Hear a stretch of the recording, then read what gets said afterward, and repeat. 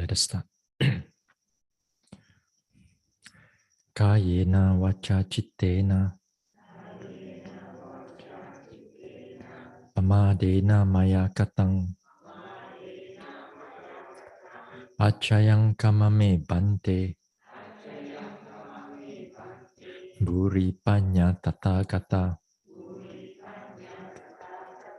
kayena vacha chittena pamadena maya katang achayang kamame dhamma sanditika akalika kayena vacha chittena pamadena maya katang achayang kamame sangha supatipanna anuttara sadhu sa namo tassa bhagavato arahato samma sambuddhassa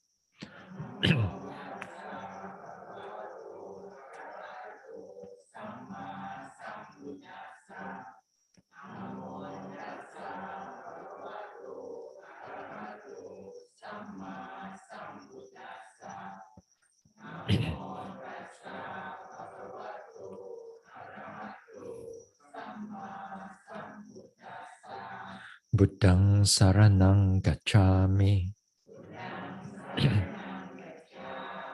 Dhammang saranang gacchami Sanghang saranang gacchami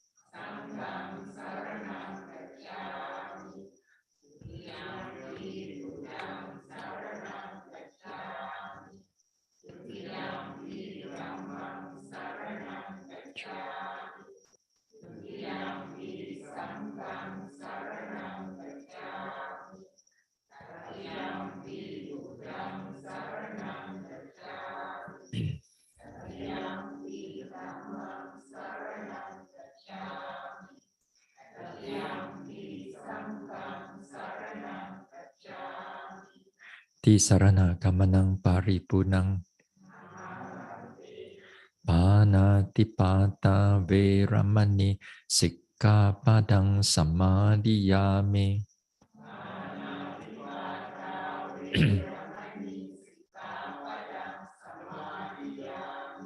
Adina dana veramani Sikkhapadang samadhiyami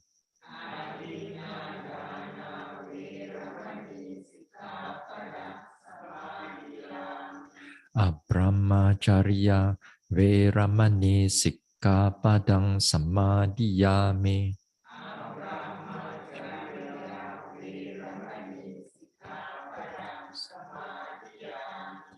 Musavada veramani Sikkhapadang samadhiyami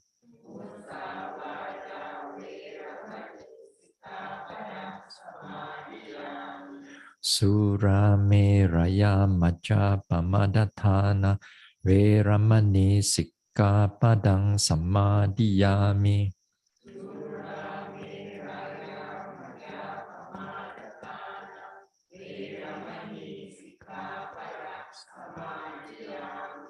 Vikala bhojana veramani Sikkhapadang samadhiyami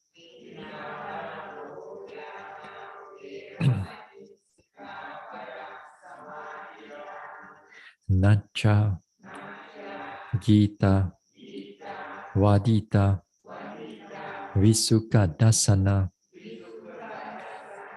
Malaganda Vilepana Dharana Mandana Vibhusanathana Veramani Sikkhapadang samadhiyami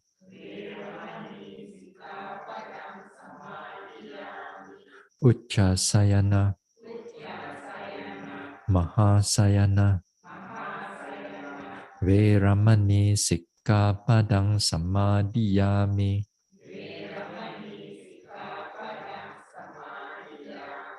Idang me silang Magapala Jnanasa Pachayo Hotu Appamadena Sampadeta. Sadhu, sadhu.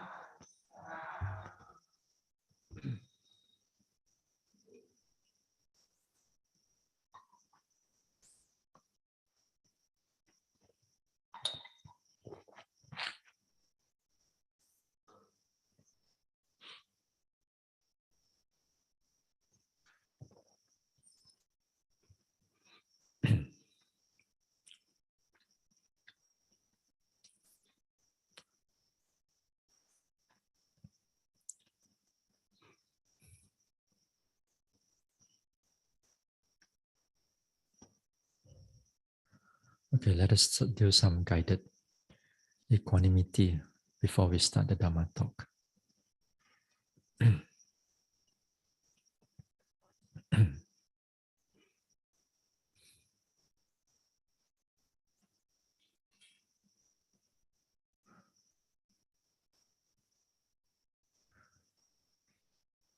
Now we relax here.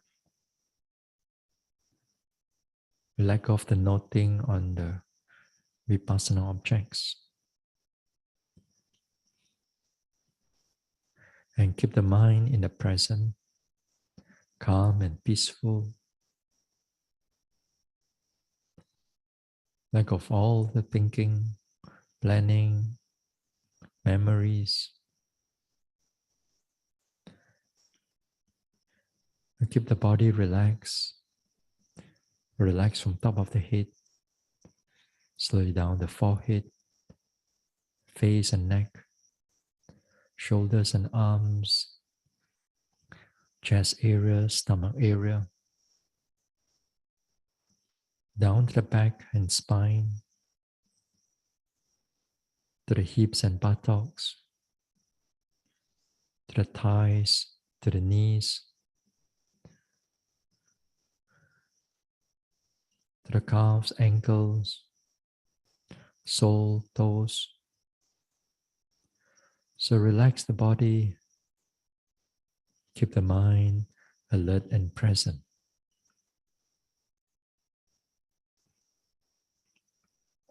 I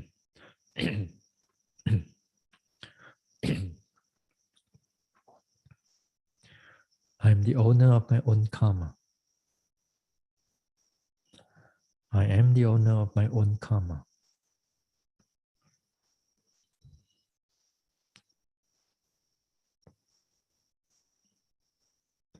Karma is my closest relative.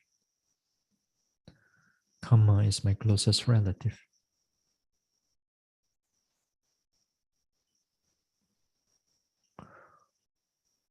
Whatever wholesome actions, speech, or thoughts they have done in the past,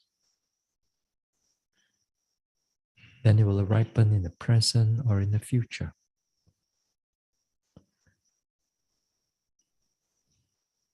And whatever unwholesome action, speech, or thoughts that I've done in the past, then it will give rise to unhappiness in the present or in the future.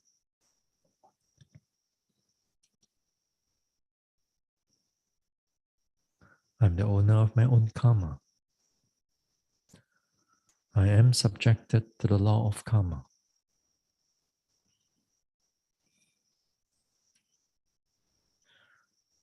I am too subjected to the law of samsara. I go through aging, sickness, death, and rebirth.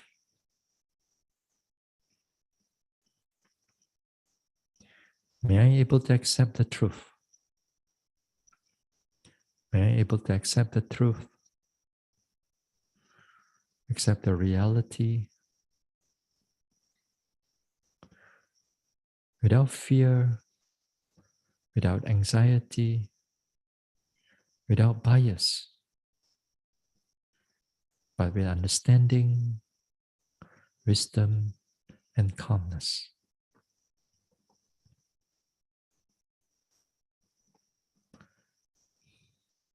Now let us expand. Let us expand, reaching out the equanimity to all the beings around here.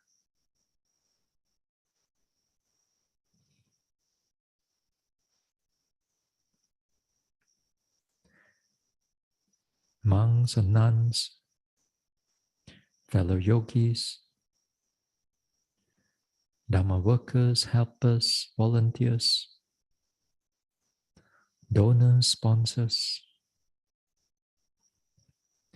to all the guardian devas of this center, to all other devas residing in this neighborhood, to all the petas, and to all the animals, big, small, seen or unseen. All of us here subjected to the law of karma. We are the owners of our own karma. Karma is our closest relative.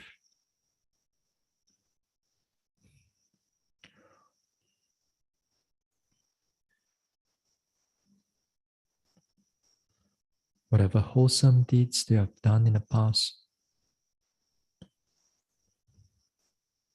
then it will give rise to happiness in the present or in future. And whatever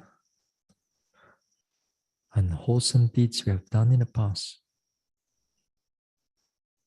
then it will give rise to unhappiness in the present or in the future. We are subjected to the law of karma. We all too are subjected to the law of samsara. We go through old age, sickness, illness, death, and rebirth. May I able to accept the truth, accept the reality without fear,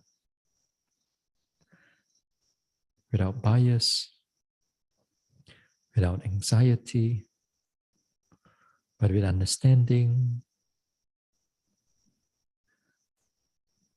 wisdom, and calmness.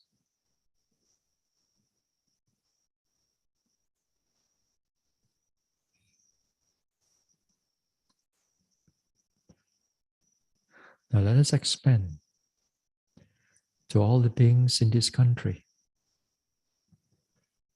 All the beings in this country, may they be humans or non-humans, may they be devas or petas,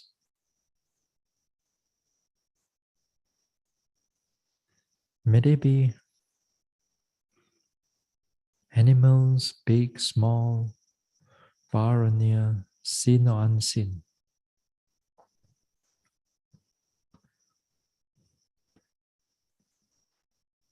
All beings in this country, without exception,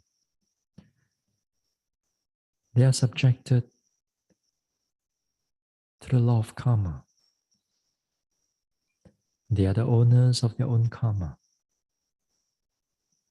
Karma is their closest relative.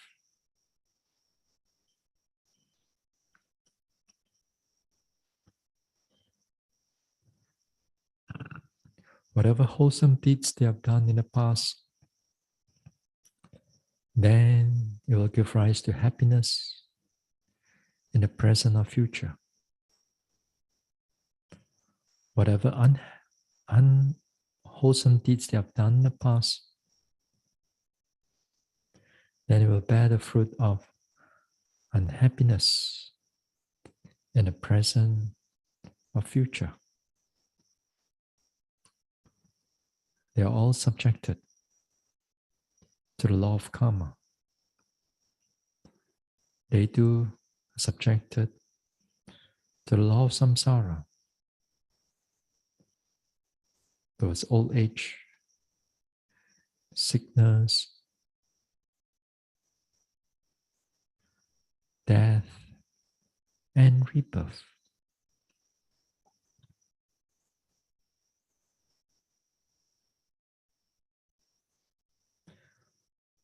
May I be able to accept the truth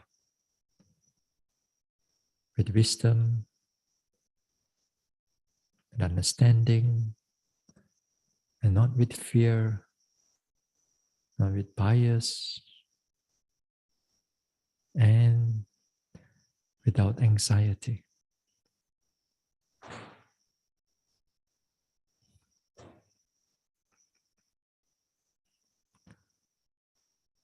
Now let us reach out to all the beings in this world, humans or non-humans, whether they are our loved ones near or far away, to those people whom we do not know wherever they are, to those whom we dislike or those who dislike us, to all the guardian devas of the Buddha Sasana, to all other devas residing in this world, to all the petas, and to all the animals, big, small, far or near, seen or unseen. All beings in this world, they are subjected to the law of karma. They are the owners of their own karma. Karma is their closest relative.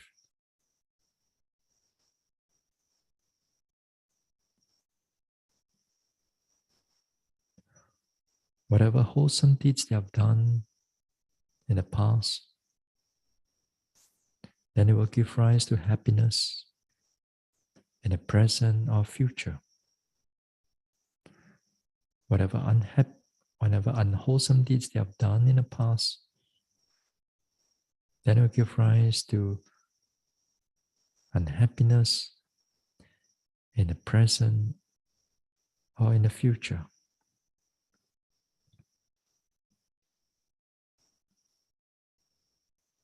They are subjected to the law of karma.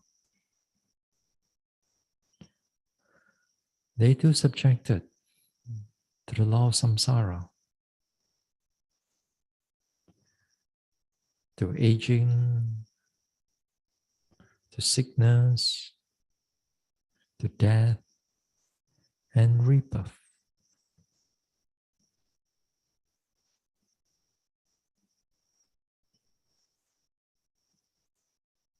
May I be able to accept the truth. May I be able to accept the reality without fear, without anxiety, without bias, but with understanding, with wisdom, and calmness.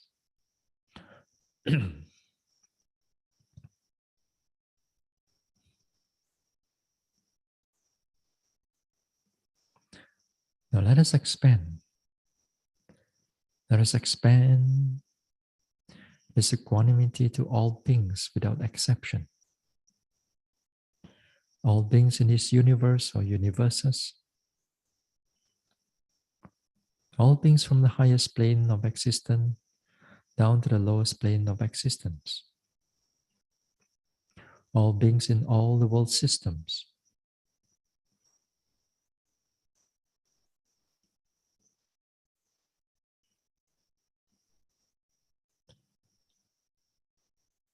All beings without exception. They are the owners of their own karma. They are the owners of their own karma. They are subjected to the law of karma. Whatever wholesome deeds they have done in the past, that will give rise to happiness in the present or future. Whatever unwholesome deeds they have done in the past,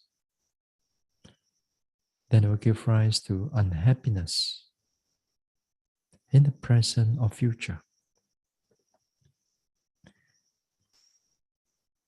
All beings are subjected to this law of karma. They too are subjected to the law of samsara, going through aging or sickness, death, and rebirth. May I able to accept the truth. May I able to accept the reality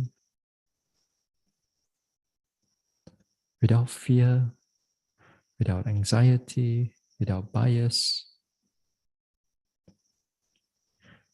but with understanding, with wisdom, and with calmness.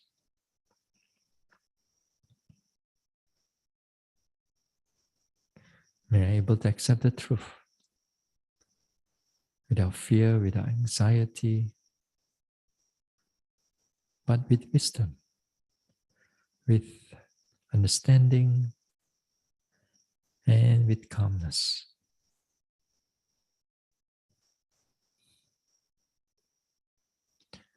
And slowly let go of the reflection. We bring the mind back again to the present. Feel the body here. Feel the rise and fall of the abdomen. Then we can slowly open our eyes.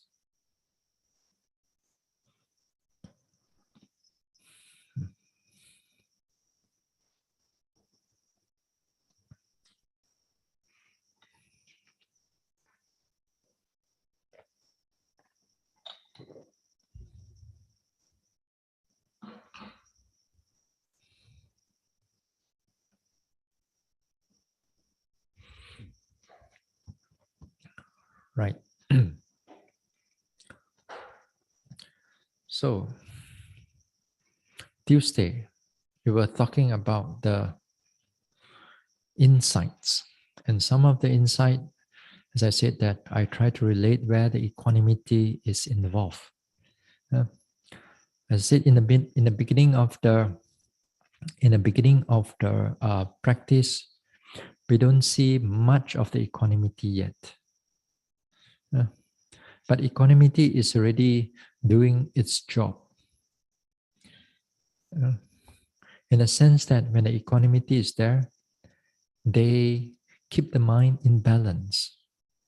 They keep the mind in the optimum level so that it doesn't go too much or too little of something. Everything is just enough for the purpose of noting. So all the factors of enlightenment, they go into the optimum state, so that the mind can able to notice all the objects in the body or the mind, mental or physical processes. So it's already happening while you are noting, even right from the first insight. Here, when we look at this insight, when we look at insight, I mean, theoretically, when we are teaching, as I said, when we're teaching about this insight, it looks like the insight got only 16 stages only. Looks like lah. But when we are doing the meditation, it's like it's not like a step, like suddenly you know that suddenly you enter into insight already. No, it doesn't come like that. Insight is a very gradual development. All the insight is all like gradually developed like that. You do not know where you, I mean, if you first time you pass through those stages and so on, you cannot, a lot of times you may not able to equate where you are, which insight you are in. Yeah. Maybe if you have some theory, maybe you can agak-agak only lah, maybe there lah, maybe. But what the most important thing is actually not which insight you are in. What most important thing is that is the mind can still able to note the objects or not. If the mind can still able to note the objects clearly in a balanced manner, then it's already you are in vipassana, you are in insight already. Even with the able to notice a simple rise and fall of the abdomen, it's already insight already. If you're able to notice big pain, small pain here, pain there, pain, already insight already. Yeah. As simple as all these type of things. So don't think that insight is just special knowledge. It gives rise to these names because that sometimes as you develop certain perception on the object of the mind and body processes, they become a little bit more clearer to the yogis. And that clarity, they name it this insight. We're not going to go through every insight now, because here, as I said, the thing that what I'm trying to do is that I'm trying to relate where the equanimity and where the insight is connected. It's not like we are trying to go through everything, but I'm giving a little bit here and there, a bit of understanding here and there. But of course, if you want to know more, then you can read, especially from the Mahasi, from Mahasi Sayadaw. He gave a number of understanding of, in general, in principle, what the yogi may notice around that level, that in particular insight. General, it give you a general, but each and every one of us, as I said, all of us very very different in the way that how we see things. The day I mentioned that, if you this better.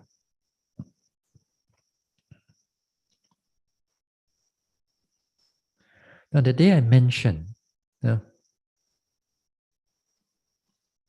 day I mentioned until about 4A, 4B there. I said around 4A, 4B, where the knowledge of arising and passing away. Beginning of the knowledge of arising and passing away, and I said that between third and fourth around there, yogis have a lot of all this type of called vipassana upakilesa. That sometimes the yogi may get attached, may get crave on the lights, on the joy, on the happiness, or pleasant feelings. Sometimes they get very resolute in their practice, very strong resolution. And sometimes with that type of resolution that they have, due to the nature of the yogi, due to the inclination of the yogi, sometimes with this type of people, they have seen a lot of various faith object of faith. Sometimes they see pagoda, they see monastery, they see monks, they see Buddha, they see arahants, or whoever they are. This type of faith objects, for those people who have a very strong inclination in faith. Actually, there's a lot of people strong inclination in faith. So So these type of things, they do arises in the practice. They become quite strong, quite pleasant, quite peaceful, and then it's so easy for the mind to get attached to those things. They get attached to those things. It get crave for those things. Now, this type we usually call it the craving or the delight into it. This is not in the sense of greed, like when you greedy for your food, or loba in the sense that it's strong loba, that we get attached to delight into the senses, the taste or the seeing or the hearing. And when these type of delights of the eyes and the ears and all, these are very, call it the gross type of loba.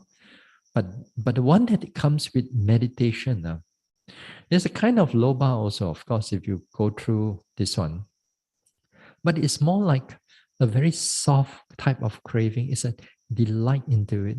You guys just sit there and just feel good. Yeah. So when you feel good, and that time you don't want to meditate, you don't want to note already. That means you get attached to those type of you begin craving for that type of calmness or peacefulness and so on. There are many yogis get caught into this type of things. They may not be a vipassana yogi. They can be anybody who meditates. And those who don't get it, this type of vipassana upakilesa, is the first one is that the enlightened ones, they don't get it. Doesn't mean that they don't see lights, Doesn't mean doesn't mean that they don't have joy or they don't have pleasant feelings. These are not eradicable. We don't eradicate pleasant feelings. Yeah. It's a craving that's eradicated. So anyway, what I'm trying to say is that when the joy that comes up or the pleasant feelings that comes up, the the enlightened ones don't get attached to those things. That's one thing. Another group of people also, they don't get it. This type of delight into this type of states of mind is those who don't practice. Simple. You don't practice, you don't get it. Because this basically is a meditation delight. Yeah. And it doesn't only comes in vipassana, but it also comes in any form of meditation. The moment the mind calms down, if you are given an object, whether it's a samatha object or vipassana object, the moment you calm down and then there's no object anymore, and then the mind gets delight into it, just the calmness on it. So it can be quite, if you are not properly guided, then you can interpret this calmness as something that is you are doing great. You become a great yogi, you become a wonderful yogi, and so on. This type of is where the pride comes in, the mana comes in. So you think that you are better, you think that you are the same, or you think that you're this one. So if again you repeat this thing further and further, then it goes into wrong view. One gets really attached to that wrong view until you cannot able to let go. Other words, you believe that this is jhana or this is nibbana already. Always the tanha mana ditthi. Craving, ego or conceit, and then ditthi is view or here wrong view. Many times in the Abhidhamma or even in the suttas, you talk about tanha mana ditthi because they are in the sense of they progress. It's a different type of defilement. There are different type of defilement, but each one condition the other one. Tanha condition the next one, the mana condition the wrong view. So this can be quite strong. It can be quite strong with some people. As long as you are guided, you follow the proper teachers, and then they ask you to go back to the meditation object, whether it's a vipassana object or physical object, or vipassana object or the samatha object. As long as you go back to follow those objects, then you are safe in a sense. So every now and then, you will go through this type of things. Every time that you meditate, you feel that everything becomes calm, nothing. Then this time, you just remind yourself, look for objects, look for objects. Don't let the mind stay still like that.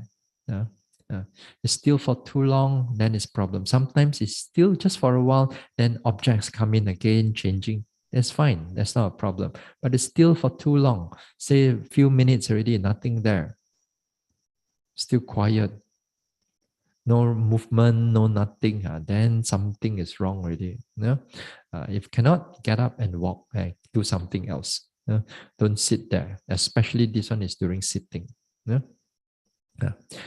So if you can able to get into noting it carefully, during this time as the fourth knowledge of arising and passing away, then you begin to see objects arising and passing away, moment after moment, very clearly, moment after moment.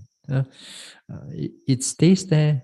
The moment is arise, is already passed away. Arise or pass away. That means 1 second, there may be one object arises, passes away. Another second arises, passes away already. So if you can sit there for 1 hour, a lot. How many?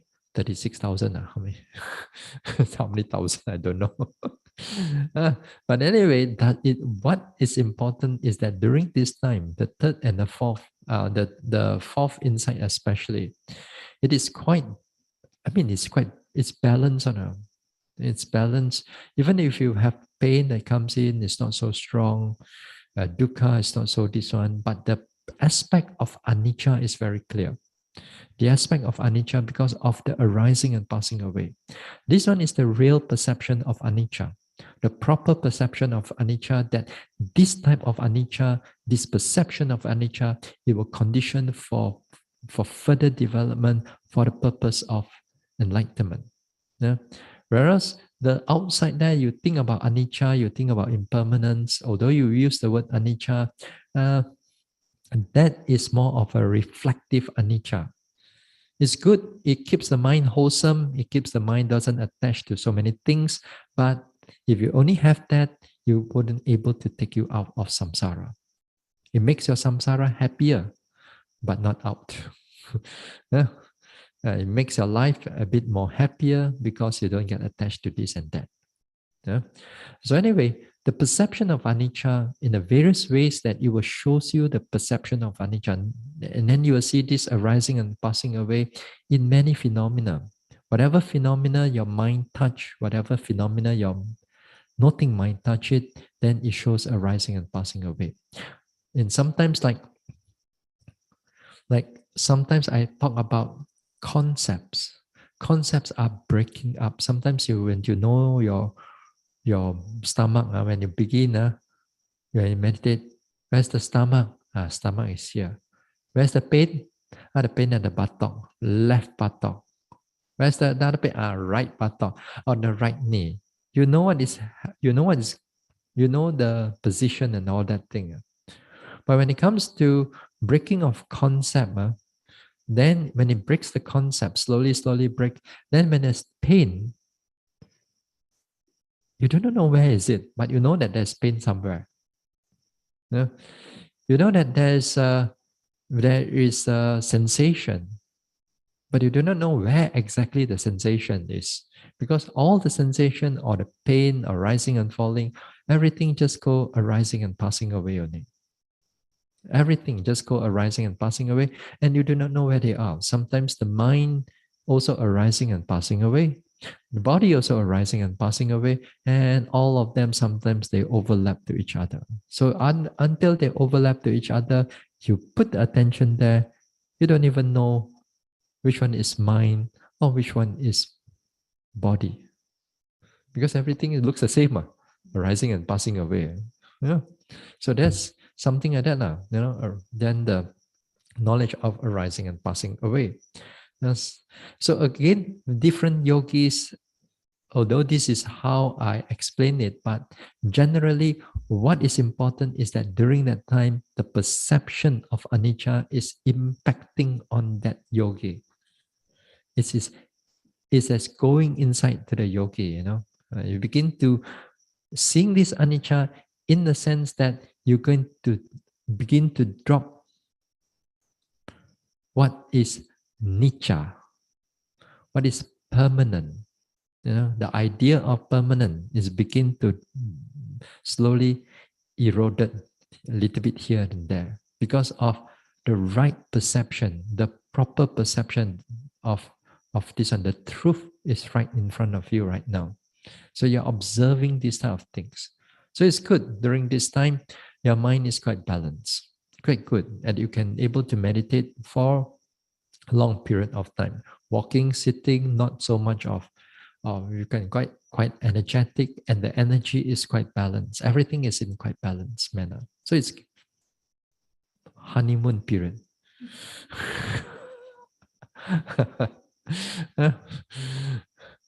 But then, when it comes to the later development, like number 5, as I told you, no, not number 5, 6, 7, 8, 9, 10. 6, 7, 8, 9, 10. This is where the perception of dukkha will start coming in. The perception of dukkha, that day I mentioned, as I said, the dukkha type here is not just only your buttock pain here, pain. This retreat, somehow or another, it feels like a geriatric ward. It's a geriatric ward. Old age one, for old age people. This one. One yogi will come in this pain. Another yogi will come in buttock pain. Another yogi come in knee pain. Another yogi come in head pain. Another yogi come in this pain, that pain. I feel like I'm like a doctor rather than a. Sometimes I'm supposed to give you meditation instruction, but I start to give you medical advice. Mana boleh that. Whether my medical advice can work or not, I'm not sure.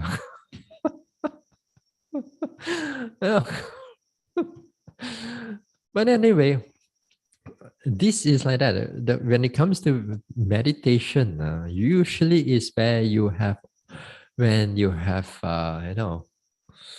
when you are retired, then you have more time. You are retired. Whether you retired early or you retired late, or when you give up your job, consider retired also, for a while, at least. Anyway, this type of dukkha that you go through, this pain, body pain, and all that thing, the Buddha call it dukkha. Yeah? Painful type of dukkha, the painful type of dukkha. Yeah? And that we experience those things, but this is not all the dukkha is there, because the dukkha can go in deeper. The next type of dukkha is the dukkha due to change, viparinama dukkha. Yeah? This is the second type of dukkha. And the third type of dukkha is the dukkha due to formation, sankhara dukkha. Yeah? Due to sankhara dukkha. Now, this type of dukkha, now I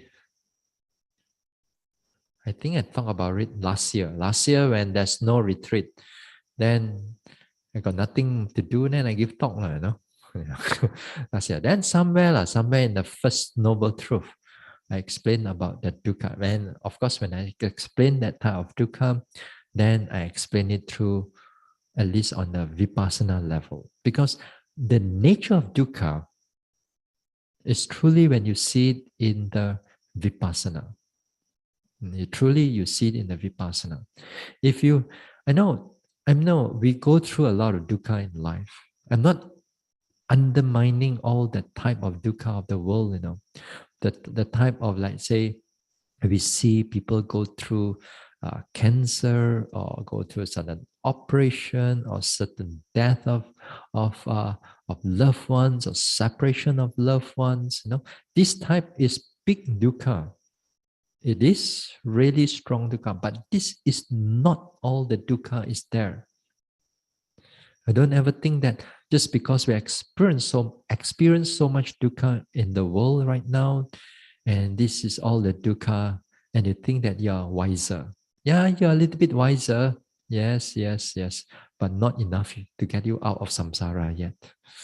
Yeah, not enough to get you out of samsara. So, is that the other two dukkha that we need to see, especially the dukkha due to formations. Viparinama dukkha here is dukkha that arises due to change. Yes, it is still unpleasant. Not that it's pleasant, but this time it does not due to your buttock pain, knee pain, head pain, there pain, here pain. No, it's not that already. It's the pain that is changing, the phenomena that is changing. That the arising and falling, or the arising and passing away, or whichever phenomena, sitting, touching, or whatever, that is keep on changing. Changing and changing and changing until, you look at it also, you get bored. You sit down and rising, falling, moving, moving, moving, moving, moving. What else is there to be moving, moving, moving, moving, moving, moving? You still can note, not to say you cannot note, but you keep on the same thing all over again. And yes, that's an aspect of dukkha, actually. Yeah, and one aspect of dukkha. But when it comes into the deeper aspect, then the dukkha here, it's, let me give you another one. Sorry, stop share. Hold on, hold on. Share. Sorry, hold on.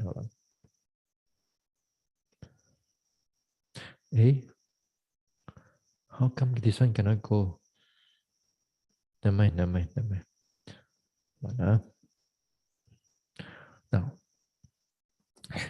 Now, here, as I said, when the type of dukkha or viparinama dukkha that comes in, it comes in as change.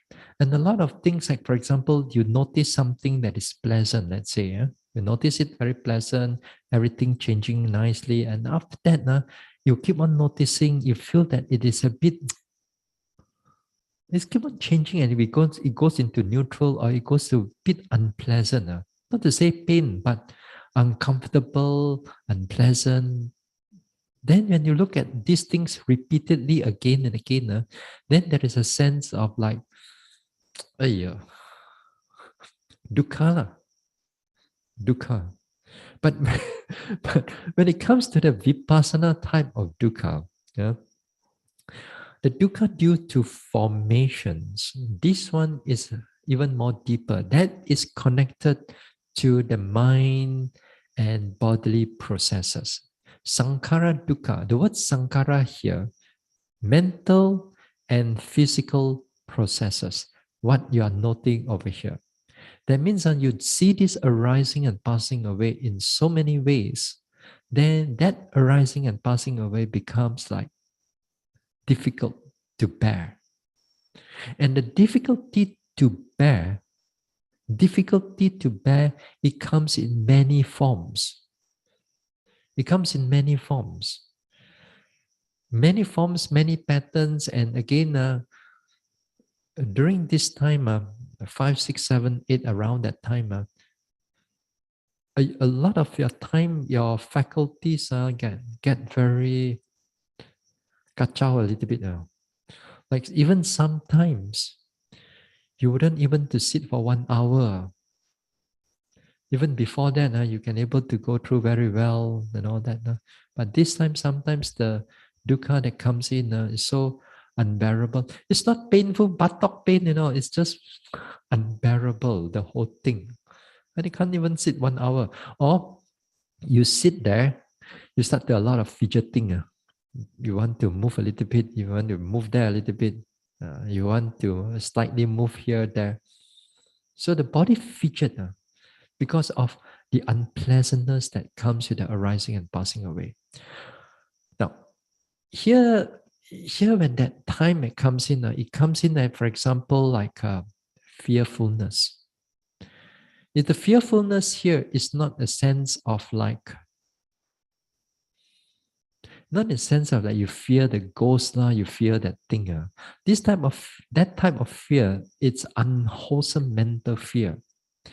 But the type of knowledge of fearfulness or awareness of fearfulness, how they call it, it's the nature that when you see this arising and passing away again and again, and also like connected to number 5, that everything that is going into breaking up, everything is going into dissolution, like you're noting as if like it's keep on breaking, the object is keep on breaking. You think that your meditation is going somewhere wrongly. And then with that, sometimes some yogis felt that like, they keep on meditating, then it doesn't feel like there is a solid ground for you to hold on anymore.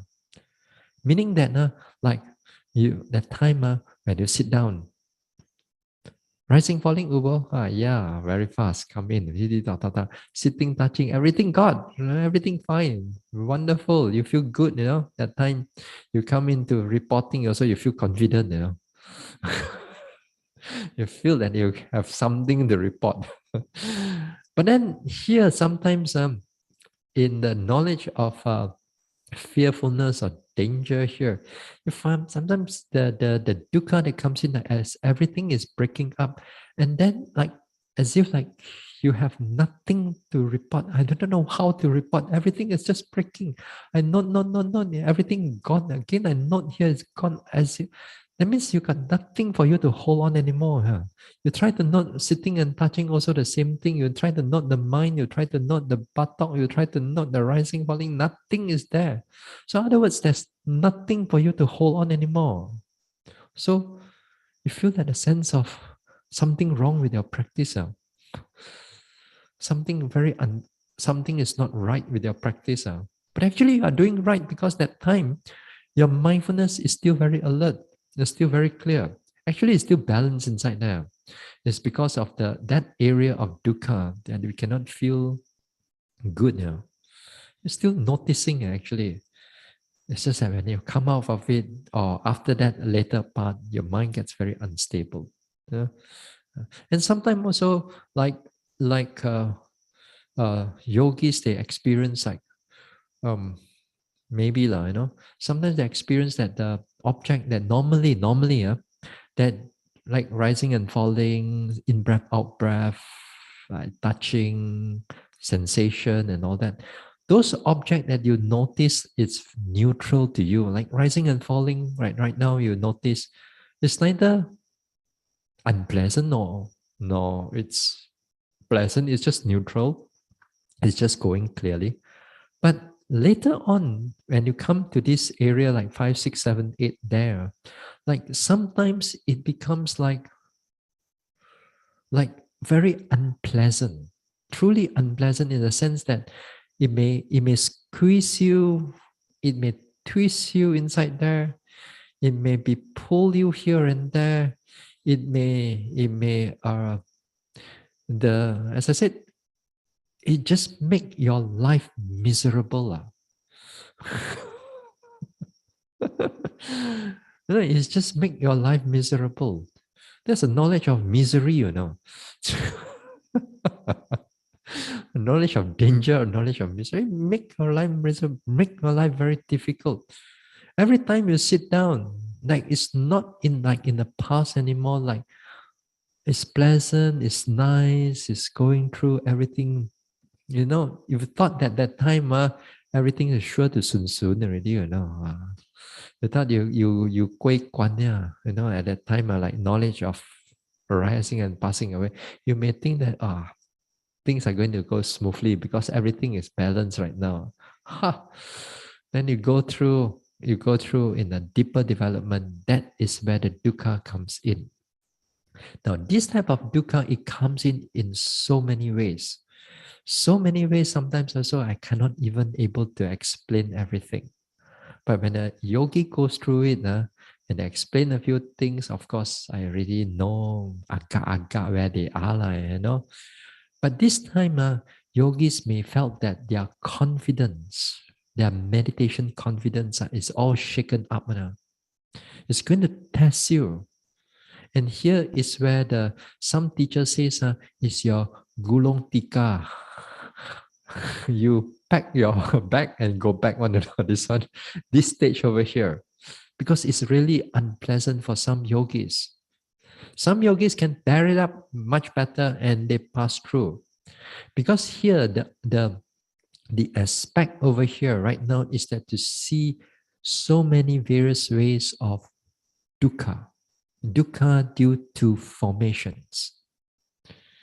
And as I said, it really tests your confidence, it tests your resolve, your determination, whether you can go through these things or not. Some yogis have to go through this quite a lot. Some yogis go through this quite short. Why? What is the opposite of dukkha? Gao lo, huh? Yeah, sukha. Huh? And sukha due to what? What makes you happy out there? Jia, for example, makan makes you happy. Comfort makes you happy. Entertainment, eyes like hearing everything makes you happy. And the more that you attach to the worldly things, that you look for all kinds of happiness and joy in the worldly things, then it needs more dukkha to change your perception. You know what I mean? It's so strong. If not, you think you see a little bit of dukkha, you can change your perception of your greed and all your desire and so on. So, so, so some yogis, you may go through those type stronger, longer, more intense, so that the idea of sukha, the perception of sukha is getting lesser and lesser. Then only you begin to able to embrace the dukkha, you can able to see the true nature of dukkha, then slowly, you're going to pass through. Go back and enjoy. Chang, go back and enjoy. Stay wherever and enjoy until then they come back. Oh, Bhante, how come cannot improve one? Not my fault. Not the teacher's fault. Don't think that the teacher beyong, you know. Don't think that the teacher no good. It's you yourself. Finally, it's all our attachments. So here, when we take note of this type of dukkha, as I said, you must be brave enough, you must be determined enough to notice however it comes in. Even every time you sit down, it's going to twist and turn and twist your stomach until like your bowels is going to come inside out, you know. Pasikat everything. And you got to stay there. And you got to keep noting. For some yogis, their experience is like their stomach or their chest is keep twisting and twisting. You thought that it's going to the maximum, you note some more, it twists some more. You note some more, it twists until. And the moment that you stop noting, then it goes back to nothing. It just go back to normal. Nothing. You feel okay when you're not. There's nothing wrong with you. And the moment you sit down again, your mindfulness, everything goes into concentrated, it goes into equilibrium, all the phenomena comes in again. And you're going to come in and you're going to show you the difficulty of it. So you got to note them through. You cannot like, you don't want them. You look for other object. Say, for example, other object is going to show you the same phenomena also. You think you can have a relief. Oh, the pain I don't want to see. I want to see and see the sitting, touching, see whether can relieve or not. You pay attention to sitting, touching also is doing the same thing also. So you cannot run away because the perception of dukkha is going to have overall in all forms, in all formation. Yeah. So this is to like a trailer, you watch movie. Before the movie comes in, they'll tell you a little bit what's going to happen. Yeah. So my job is something like that. Akan datang. What is going to go, you're going to go through. And this is, it's good that at least we know generally, perhaps we got to go through. Other words, when the objects gets difficult, when you're noting objects get difficult, get miserable, get as if like you have no determination, you're going to kill off, then you put in the effort. You keep going and going and going. This is what we call the perception of dukkha. Yeah? So it comes in as like fearfulness. It comes in a miserable. It comes in a something you feel like vomiting. Something you feel like you really unable to sit. You cannot even pass through that 1 hour. Make your home sitting or even walking miserable. Yeah. Then you see these type of things until like you are disenchanted of it. Like you totally like 搞了啦, you bye bye, you meditate and then you please no more, please.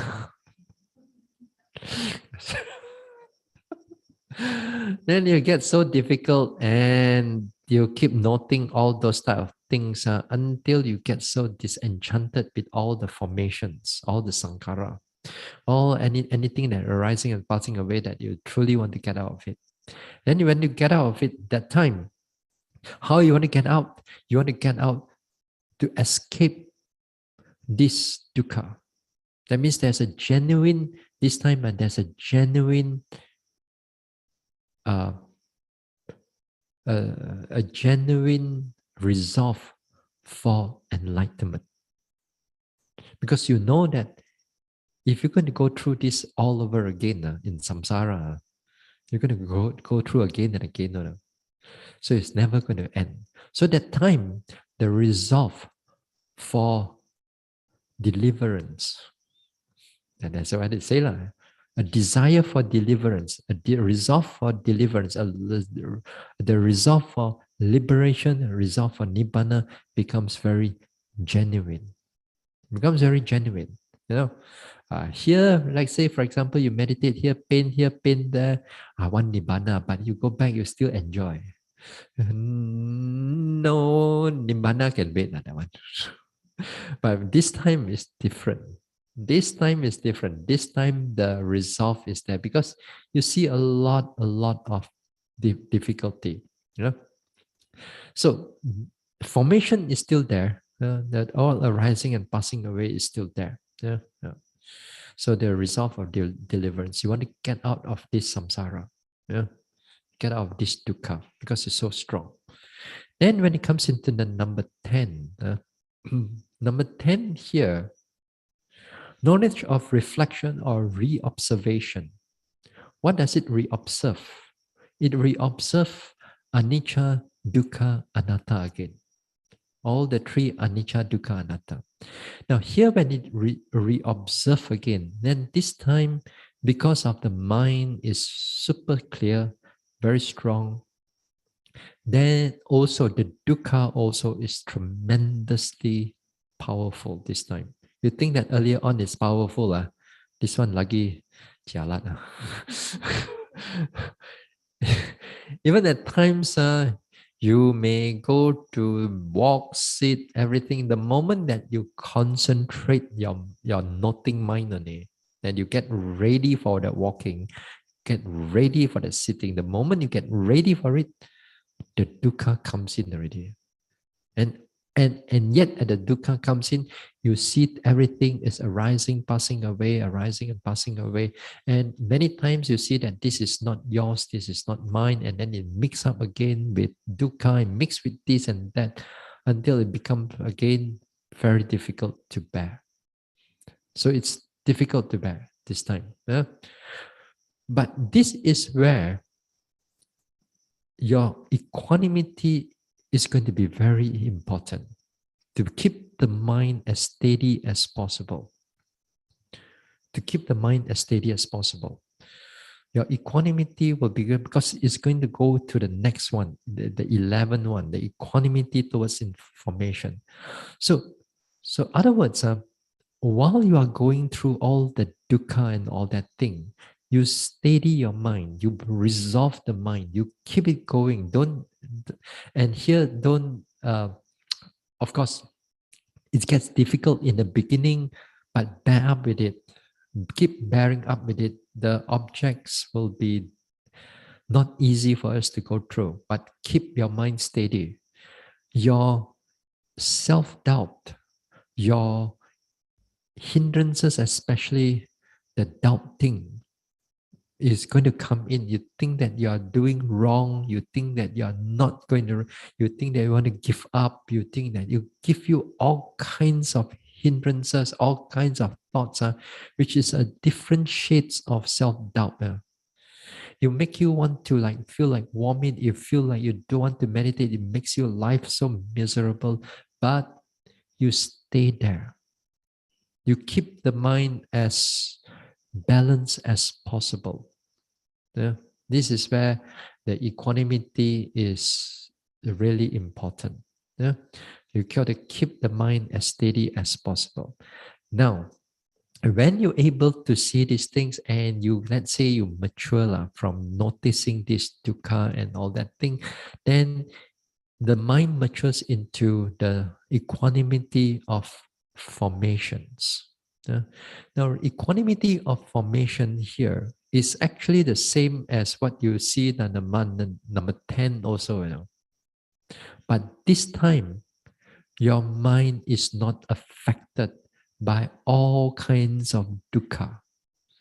Previously, that no matter how it's going to twist you, no matter how it's going to break up, no matter how it's going to, whatever that's going to happen in the mind or bodily processes, this time the mind can fully take it all in. Without, ayo, can or not, without this and not, or so much dukkha, you feel like you want to this one and all that thing. The mind does not affected by all these type of things. That means the the the difficulty is still there. You still feel the unpleasant feelings there, but the mind does not shift anymore. The mind stays in the middle.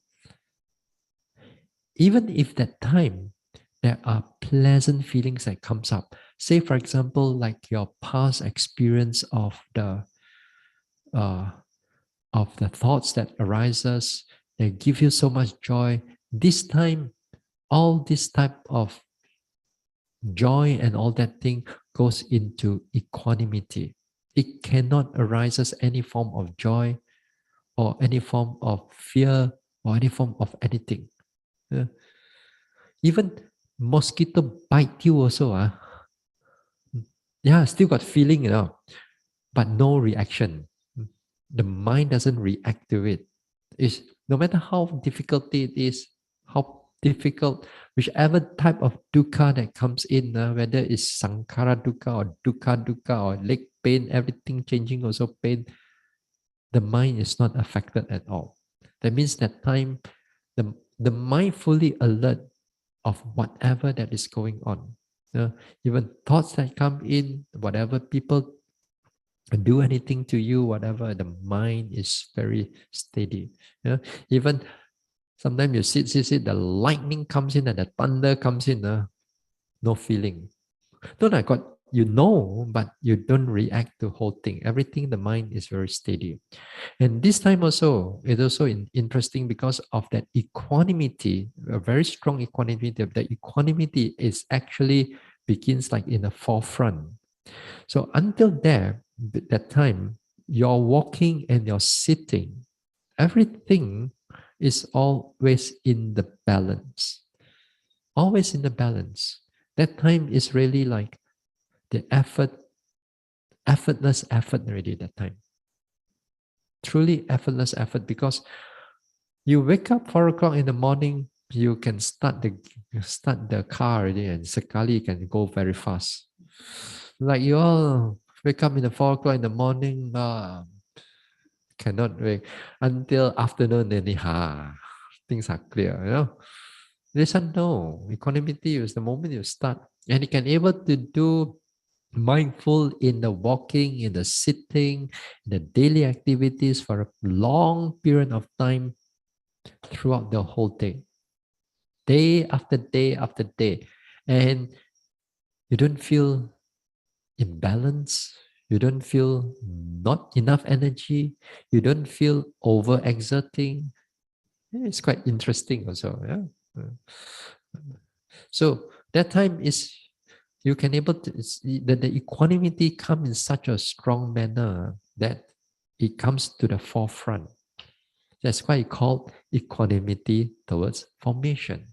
So that equanimity, it brings every concentration, all the factors of enlightenment to come to that.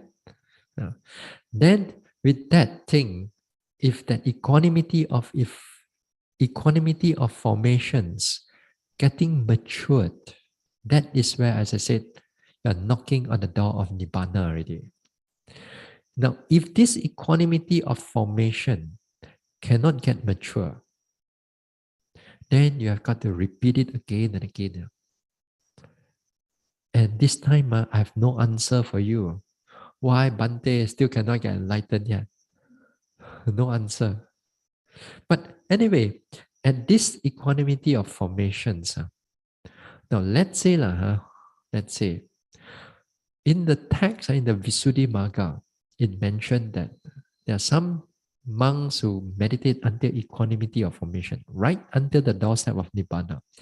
But he cannot get enlightenment, even for Sotapanna also. But he's very mindful yogi, mindful bhikkhu, and so on. Yeah? So because he make adhitthana, it makes a determination that he wants to meet with the future Buddha, the Metteyya Buddha, because he wants to meet with the Metteyya Buddha, and he put the determination there already, then the enlightenment stops. The enlightenment doesn't go through. He comes until equanimity of formations. The meditation is so good, but it just cannot cross over.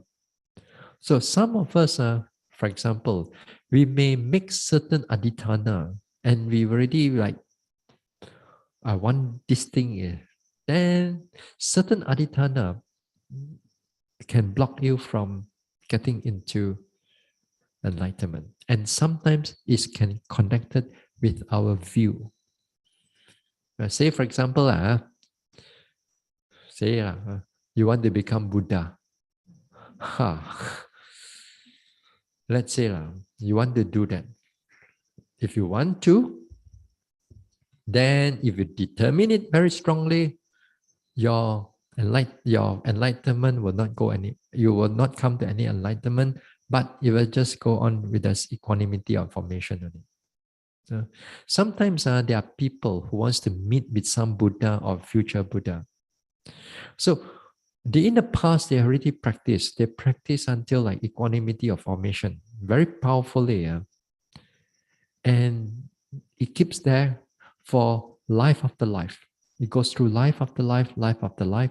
And then when it comes into the future Buddha, let's say it comes to the Gautama Buddha, when it meets with the Gautama Buddha, all you need that the Gautama Buddha give a few short sermon, sit there for a short while, enlighten now. That's what happened in the text. That's what happened in the text. You think they don't do anything? Just sit there or listen to the Buddha's talk and then suddenly enlighten? No, there's no sudden enlightenment. It's already they've done so many things and they will stop until equanimity of formation.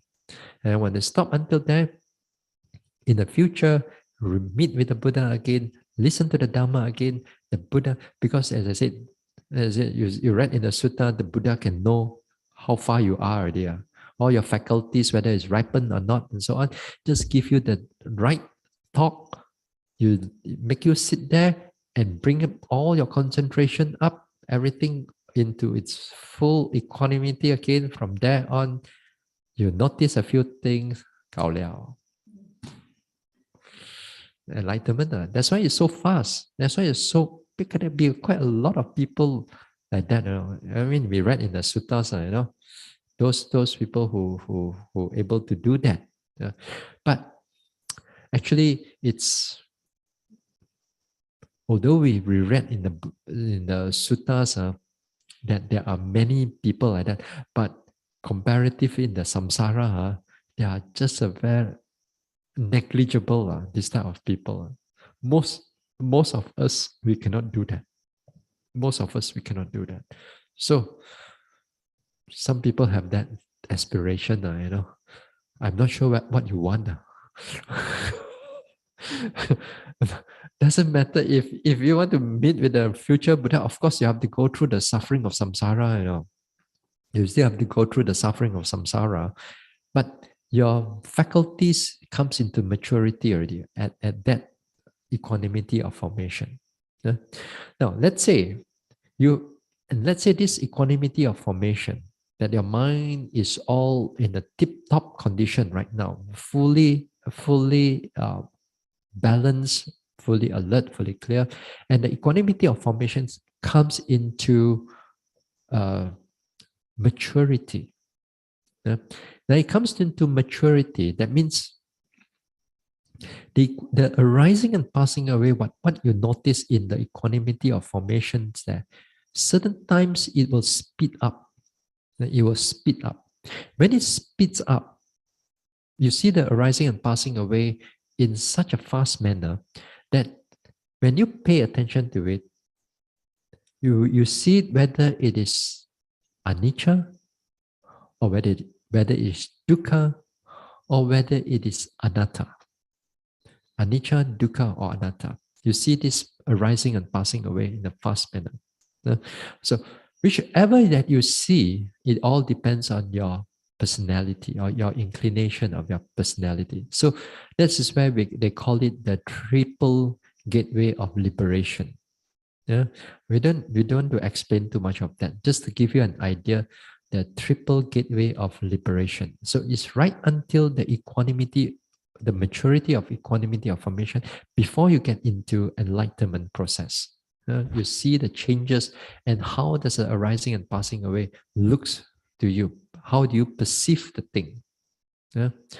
Now, when it happens, and then let's say you see it, then the process of enlightenment will come in. The process of enlightenment comes in, it comes in as a stream of consciousness only. A few consciousness, maybe 7, 8 consciousness, I think so. I forgot how many consciousness. It's like a stream of consciousness arising and passing away. At the last two is the magga and phala, knowledge of fruit, knowledge of path and fruition. Now, in that enlightenment process, it is again here knowledge of adaptation and knowledge of change of lineage here. It's only single consciousness only. It's just only a single consciousness. Change of lineage also a single consciousness. Path also is a single consciousness. Fruition maybe 2 consciousness only, according to Abhidhamma. It's a very short process only. And that's it, you're enlightened now.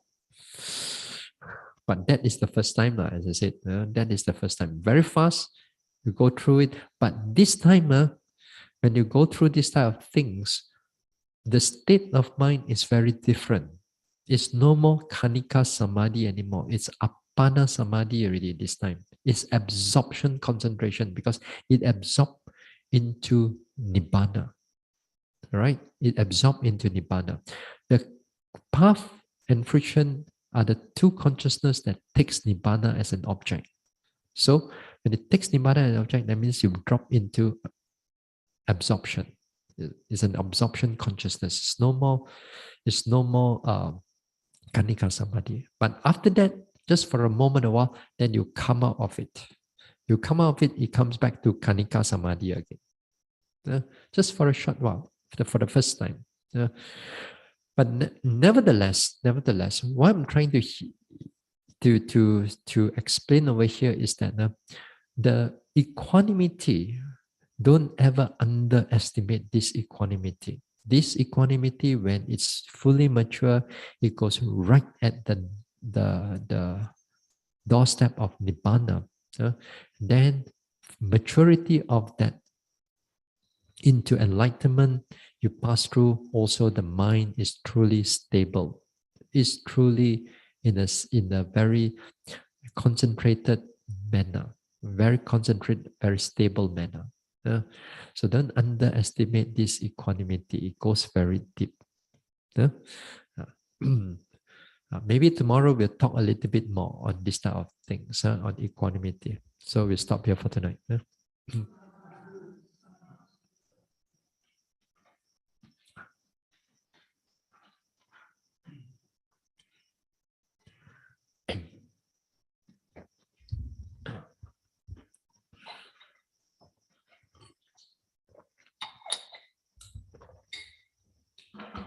Share merits. Idang me bawanang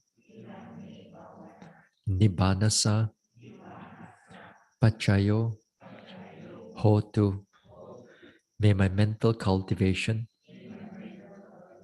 be a condition for the realization of nibbana.